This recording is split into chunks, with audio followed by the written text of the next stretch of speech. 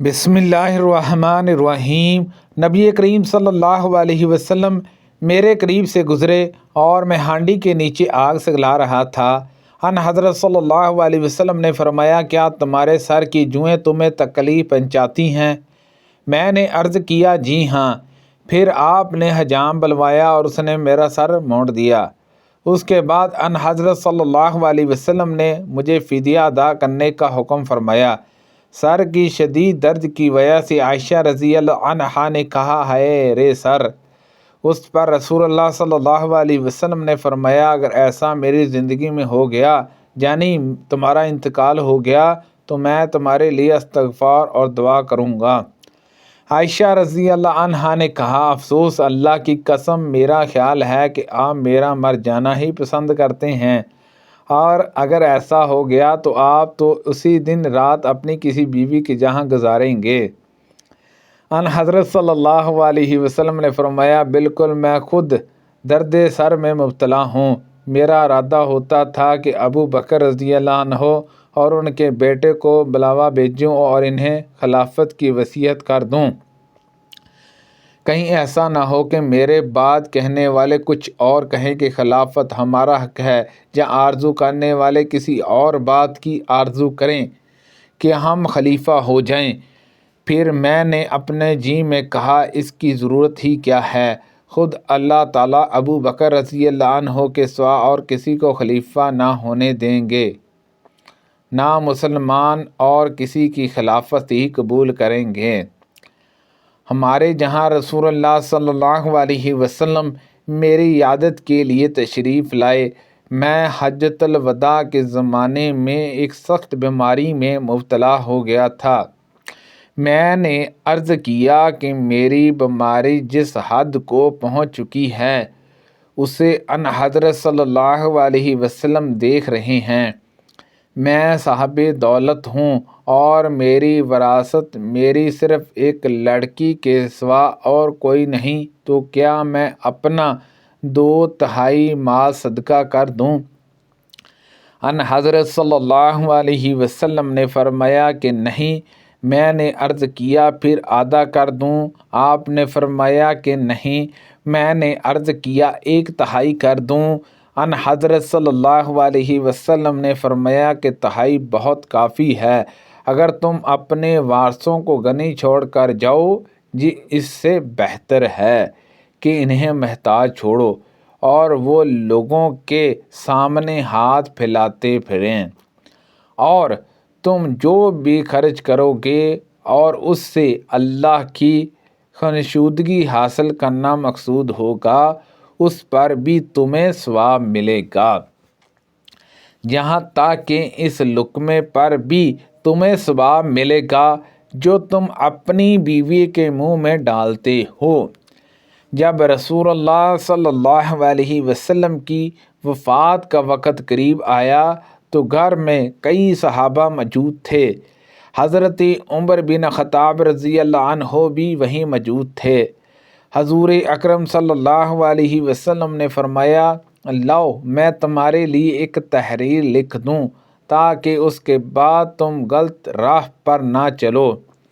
حضرت عمر رضی اللہ عنہ نے اس پر کہا کہ ان حضرت صلی اللہ علیہ وسلم اس وقت سخت تکلیف میں ہیں، اور تمہارے پاس قرآن مجید تو موجود ہی ہے، ہمارے لیے اللہ کی کتاب کافی ہے۔ اس مسئلے پر گھر میں موجود صحابہ کا اختلاف ہو گیا اور بحث کرنے لگے۔ بعض صحابہ کہتے تھے کہ ان حضرت صلی اللہ علیہ وسلم کو لکھنے کی چیزیں دے دو تاکہ ان حضور صلی اللہ علیہ وسلم ایسی تحریر لکھ دیں جس کے بعد تم گمراہ نہ ہو سکو، اور بعض صحابہ وہ کہتے تھے جو حضرت عمر رضی اللہ عنہ نے کہا تھا۔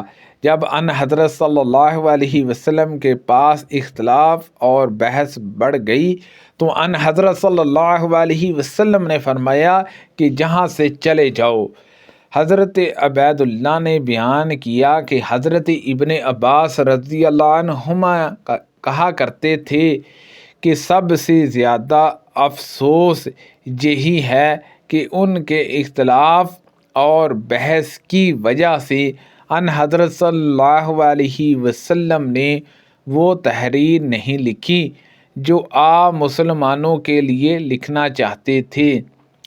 مجھے میری خالہ رسول اللہ صلی اللہ علیہ وسلم کی خدمت میں بچپن میں لے گئی اور عرض کیا، یا رسول اللہ صلی اللہ علیہ وسلم، میرے بانجے کو درد ہے۔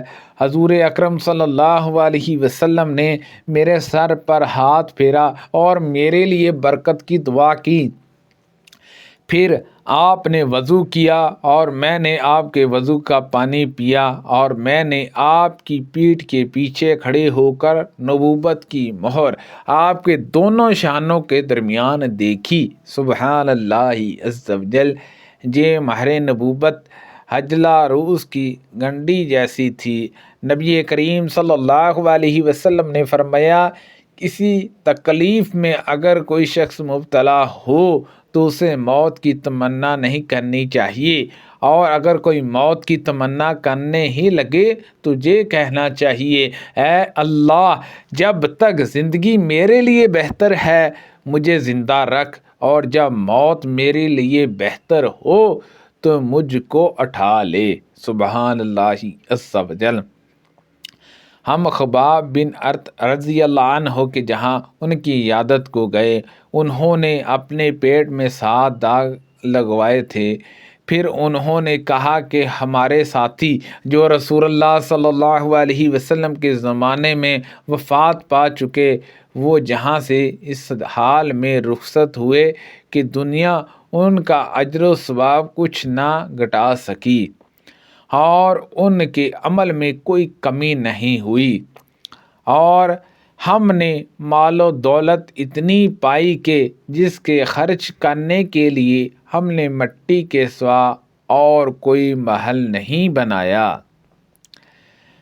لگے عمارتیں بنوانے۔ اور اگر نبی کریم صلی اللہ علیہ وسلم نے ہمیں موت کی دعا کرنے سے منع نہ کیا ہوتا تو میں اس کی دعا کرتا۔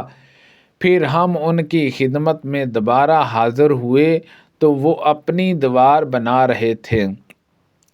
انہوں نے کہا، مسلمانوں کو ہر اس چیز پر ثواب ملتا ہے جسے وہ خرچ کرتا ہے، مگر اس کم بخت عمارت میں خرچ کرنے کا ثواب نہیں ملتا۔ میں نے رسول اللہ صلی اللہ علیہ وسلم سے سنا، آپ نے فرمایا، کسی شخص کا عمل اسے جنت میں داخل نہیں کر سکے گا۔ صحابہ اکرام رضی اللہ عنہم نے عرض کیا، یا رسول اللہ، آپ کا بھی نہیں؟ آپ نے فرمایا، نہیں، میرا بھی نہیں، سوائے اس کے کہ اللہ اپنے فضل اور رحمت سے مجھے نوازے۔ اسی لیے عمل میں میانہ روی اختیار کرو اور قریب قریب چلو، اور تم میں کوئی شخص موت کی تمنا نہ کرے، کیونکہ جہاں تو وہ نیک ہوگا تو امید ہے کہ اس کے اعمال میں اور اضافہ ہو جائے گا، اور اگر وہ برا ہے تو ممکن ہے وہ توبہ ہی کر لے۔ میں نے رسول اللہ صلی اللہ علیہ وسلم سے سنا، ان حضرت صلی اللہ علیہ وسلم میرا سہارا لیے ہوئے تھے مرضل موت میں، اور فرما رہے تھے، اے اللہ تعالیٰ، میری مغفرت فرما، مجھ پر رحم کر، اور مجھ کو اچھے رفیقوں، فرشتوں اور پیغمبروں کے ساتھ ملا دے۔ سبحان اللہ عز و جل۔ اللہ پاک سے دعا ہے کہ اللہ پاک ان حدیثوں پر عمل کرنے کی توفیق عطا فرمائے۔ کو پڑھنے میں غلطی کوتاہی ہو گئی ہو، اللہ پاک معاف فرمائے۔ اللہ پاک ہم سب کو صحت و تندرستی عطا فرمائے۔ صدقہ جاریہ سے زیادہ لوگوں تک شیئر کیجیے۔ آمین بجاہ النبی الامین صلی اللہ علیہ وسلم۔